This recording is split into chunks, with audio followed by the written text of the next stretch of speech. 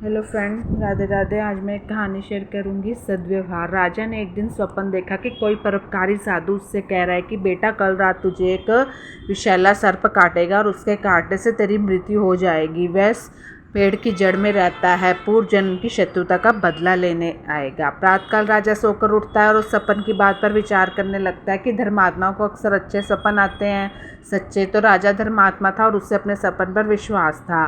तो वो विचार करने लगा कि अब इस आत्मरक्षा के लिए उसे क्या उपाय करना चाहिए। सोचते सोचते राजा इस निर्णय पर पहुंचा कि मधुर व्यवहार से बढ़कर शत्रु को जीतने वाला और कोई हथियार इस पृथ्वी पर नहीं है। उसने सर्प के साथ मधुर व्यवहार करके उसका मन बदल लेने का निश्चय किया कि मीठे बोल वाणी से व्यवहार से हम दुश्मन को भी अपना बना लेते हैं। संध्या होते ही राजा ने उस पेड़ की जड़ से लेकर अपनी शैया तक फूलों का बिछौना बिछवा दिया, सुगंधित जलों का छिड़काव करवाया, मीठे दूध के कटोरे जगह जगह रखवा दिए और सेवकों से कह दिया कि रात को जब भी सर्प निकले तो कोई उसे किसी प्रकार का कष्ट पहुंचाने या छेड़छाड़ करने का प्रयत्न ना करे।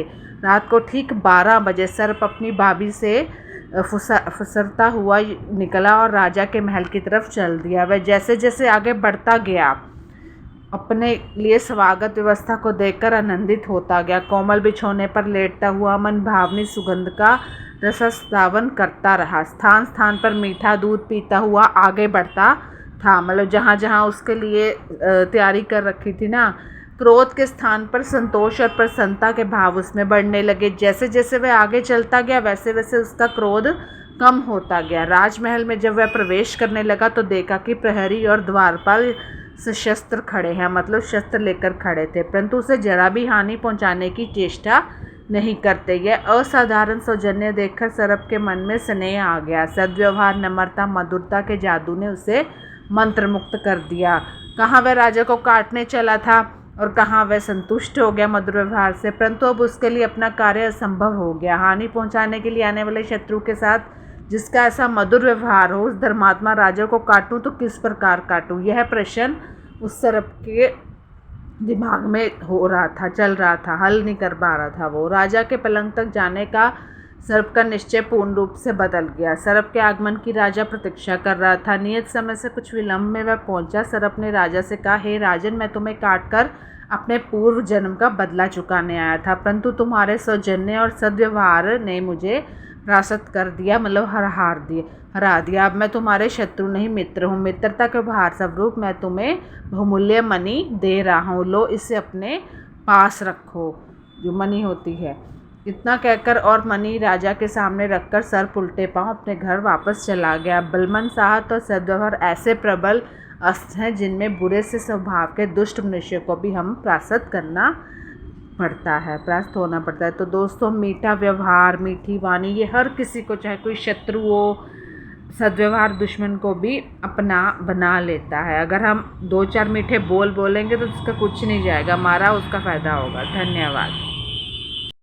Hello friends, Radhe Radhe. बहुत समय पहले की बात है, एक जंगल में बहुत सारे जानवर रहते थे। जंगल के बीचों बीच एक बहुत तालाब था जहाँ वह जानवर पानी पीते थे।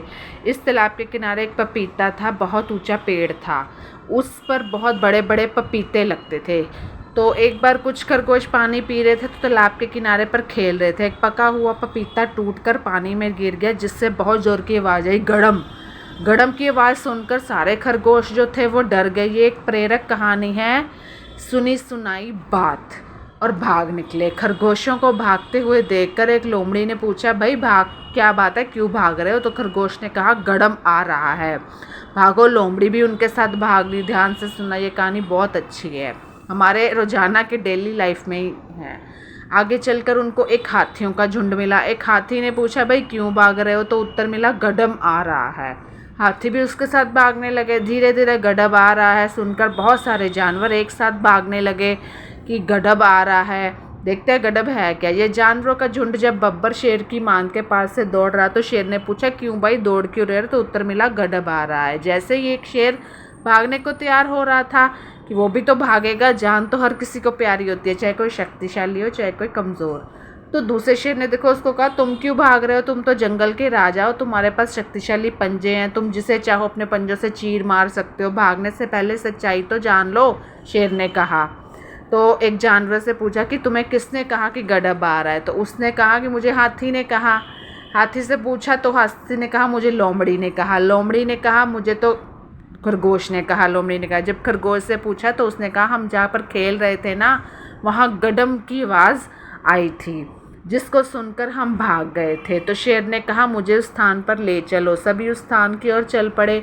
जैसे ही सभी जानवर तालाब के किनारे पर पहुँचे, एक बड़ा सारा पपीता टूटकर पानी में गिर गया और बहुत ज़ोर से गडम की आवाज़ आई, क्योंकि पेड़ ही पपीते का था। शेर ने कहा यह तो पानी की आवाज़ है जो पपीते के गिरने से हुई है। खरगोश ने कहा हम तो यही आवाज़ सुनकर ही डर के मारे भागे थे। तो वही बात हो जाती है कि शेर ने समझाया कि इसमें डरने की कोई बात नहीं है, ये सब सुनी सुनाई बात से हुआ है। शेर ने कहा आगे से कभी भी सुनी सुनाई बात पर विश्वास मत करना। हम क्या करते हैं अपनी रोज़ाना की ज़िंदगी में भी, दूसरे ने जो बात कही हाँ ठीक है, वो सामने वाला गलत है, विश्वास कर लेते हैं। तो पता चला दोस्तों कि कभी भी किसी की सुनी सुनाई बातों पे विश्वास नहीं करना चाहिए। धन्यवाद।